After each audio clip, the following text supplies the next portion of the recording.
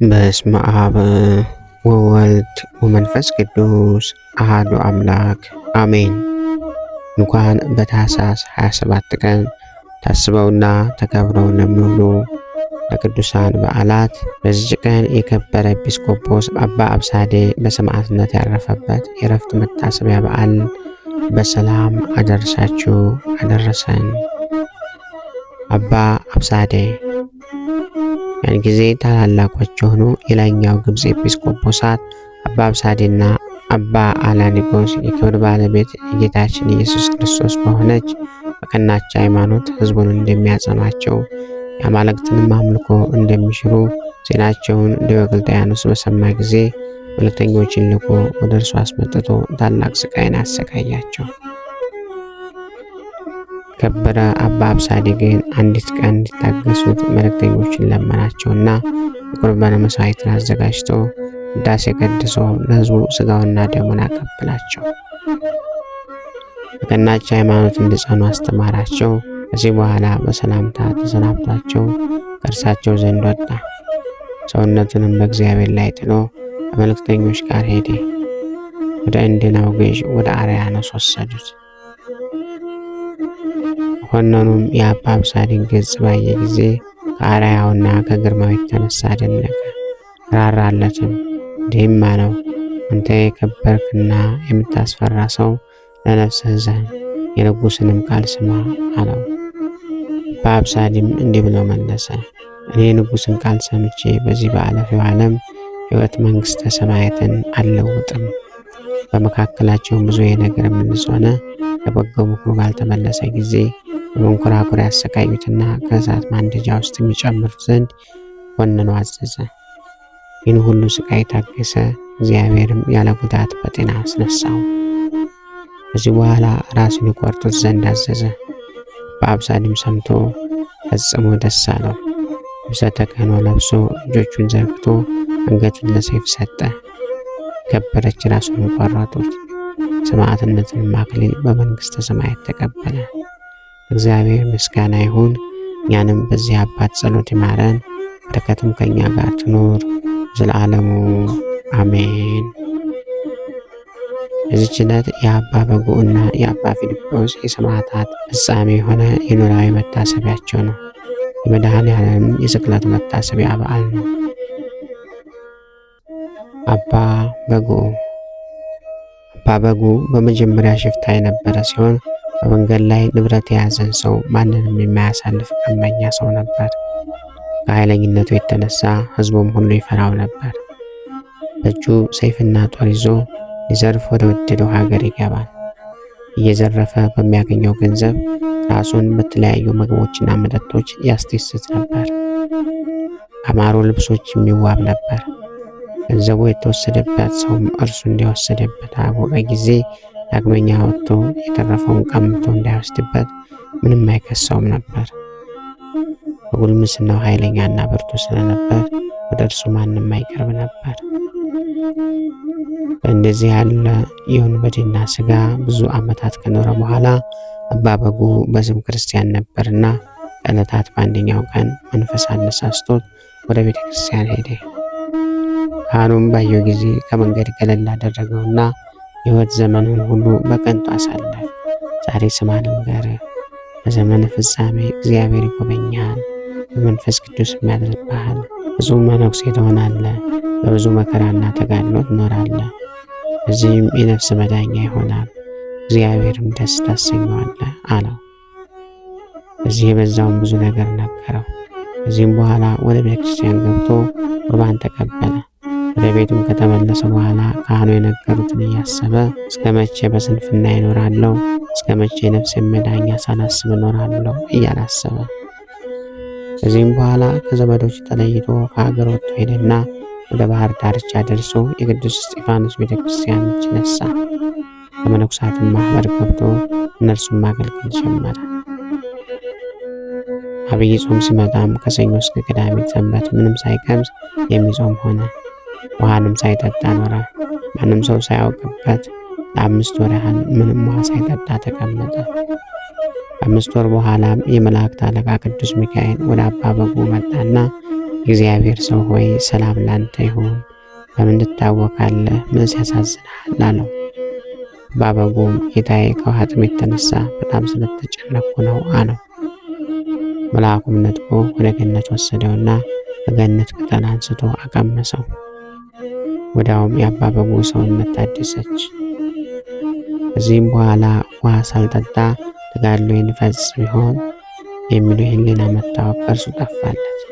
ከዕለታትም በአንደኛው ቀን አባ በጉ ለሚወደው ለአንድ ወዳጁ ለማንም እንዳይናገር በእግዚአብሔር ስም ካማለው በኋላ ለ5 ወር ምንም ውሃ እንዳልጠጣ ምስጢሩን ነገረው።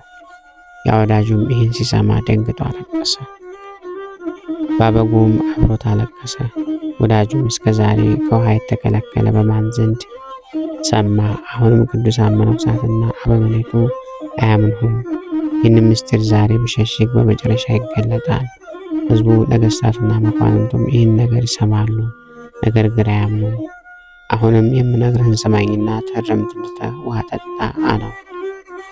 እግዚአብሔር ሰው አባ በጉም የነገርከኝ ሁሉ እውነት ነው፣ ሐሰት የለውም። ነገር ግን እኔ ከዚህ በኋላ እስክሞት ድረስ ዳግመኛ ውሃ እንዳልጠጣ ለእግዚአብሔር ትቻለሁ አለው። ሰዎች ባያምኑ እኔ ምን ገዶኝ? ነገር ግን በዚህ ገድል እግዚአብሔር ረዳት የሆነ ዘንድ ጸልይልኝ አለው።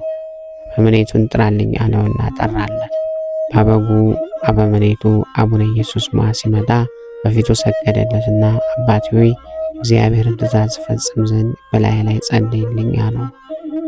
ከዛሬ ጀምሮ ከበዓቴ አልወጣም፣ ሰውም ወደ እኔ አይገባም አለው። አቡነ ኢየሱስ ሞዐም በላዩ ከጸለየለት በኋላ ለእኔም ጸልይልኝ አለው። አባ በጉ በቅዱስ ሚካኤል በዓል ቀን በአቡነ ኢየሱስ ሞዐ እጅ ቁርባንን ከተቀበለ በኋላ እጆቹንና እግሮቹን በብረት ቸንክሮ ታስሮ ብቻውን ዘግቶ በጽኑ የተጋድሎ ሕይወት ኖረ። በዓቱንም ዙሪያውን መውጫ መግቢያ እንዳይኖረው መረገው። ለምግብ የሚሆን የዛፍ ፍሬና የሜዳ ቅጠል ማስገቢያ የሚሆን ትንሽ ቀዳዳ አበጀና ያ ወዳጁ ያስገባለታል። መቆምም አይችልም ነበርና መነኮሳቶቹ ለቁርባን በቃሬዛ አድርገው ወደ ቤተ ክርስቲያን ይወስዱት ነበር። እግዚአብሔር ሰው አባ በጉ በእንዲህ አይነቱ ለመስማት በሚከብድ የበዛ ጽኑ ተጋድሎ ካደረገ በኋላ ከብዙ ድካም በኋላ በዚች ቀን ታኅሳስ 27 ቀን አረፈ። ነቢይ ኢሳይያስም የሜዳ ጎመን እየቆረጠ እርሱም እየተመገበ ውሃም እየጠጣ በተራራ እየጾመ ኖረ። እግዚአብሔር ስሙን የበረሃ ኮከብ ብሎ የጠራው የመነኮሳት በኩር የሆነው አባ እንጦንስና አባ መቃርስም በደረቅ ውስጥና በውሃ ብቻ ሲጋደሉ ኖሩ። ይህ ምድራውያን ሲሆኑ ሰማያውያን ሆኑ። ነቢይ ኤልያስም በህብስትና በውሃ ብቻ በምድረ በዳ ሲጋደል ኖረ። ይህ የእግዚአብሔር ሰው አባ በጉ ግን 7 ዓመት ሙሉ ውሃ ሳይቀምስ ኖረ። ከመነነ በኋላ እስከ ሞተበት ዕለት ድረስ እህል የሚባል አልቀመሰም። እሱ ግን ራሱን በእግዚአብሔር ፊት ዝቅ ያደረገና በትሕትናም ሆኖ ስለ ኃጢአቱ ሁልጊዜ ያለቅስ ነበር። ይህ የእግዚአብሔር ሰው አባ በጉ ይህን ሁሉ የተጋደለ በራሱ ኃይል አይደለም፣ እግዚአብሔር ኃይል ነው እንጂ። አንተም ወንድሜ ሆይ ራስህን እወቅ። ምንም ተጋድሎን ብታደርግ፣ ጾምኩ፣ ተራብኩ፣ ስለ እግዚአብሔር ብዬ ራሴን አደከምኩ፣ እግዚአብሔርም ስላገለገልኩ በሥራዬ እድናለሁ አትበል። መጨረሻህን አታውቅም። አንተ ግን ስለ እግዚአብሔር ብለህ ራስህን ኃጥእ አድርግ፣ ያን ጊዜ እግዚአብሔር ያጸድቅሃልና። ወዳጅ ሆይ በእግዚአብሔር ዘንድ ትመሰገን ራስን አታመስግን፣ ሌሎችም የሚያመሰግኑህ ዘንድ አትውደድ።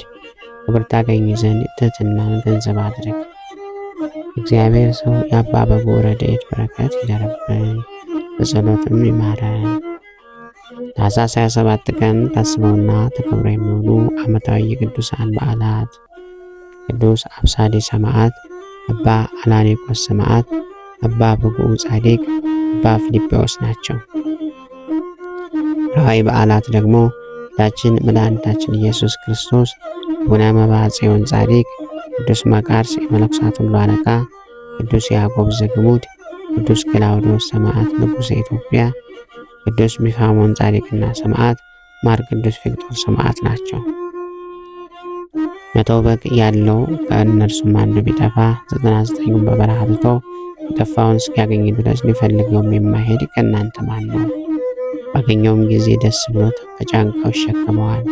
ወደ ቤትም በመጣ ጊዜ ወዳጆቹና ጎረቤቶችን በአንድነት ጠርቶ የጠፋውን በጌን አግኝቼዋለሁና ከእኔ ጋር ደስ ይበላችሁ ይላቸዋል። እላችኋለሁ እንዲሁ ንስሐ ከማያስፈልጋቸው ከ99 ጻድቃን ይልቅ ንስሐ በሚገባ በአንድ ኃጢአተኛ በሰማይ ደስታ ይሆናል። በሉቃስ ወንጌል ምዕራፍ 15 ቁጥር 3 እስከ 7። ጌታ ሆይ ከብልጽግናቸው ብዛት የተነሳ ብዙ መባን ካገቡት ይልቅ የድሃይቱን አነስተኛ መባ እንደተቀበልክ ሁልጊዜ የሚያገለግሉን አእላፍ መላእክት እያሳሰብ በችግሬ ጊዜ የማቀርብልህን ምስጋና ተቀበል። እናንተም ቅዱሳን ነቢያት፣ የወንጌል ሰባኪያን ሐዋርያት፣ ሰማዕታትና ጻድቃን፣ ትጉሃን መላእክት፣ ፍጹማን ደናግል እንዲሁም ደጋጎች መነኮሳት ሆይ ልጅ አዋቂ ሳይለይ የምንሰበሰብበትን የጉባኤ ቦታ ባርኩ።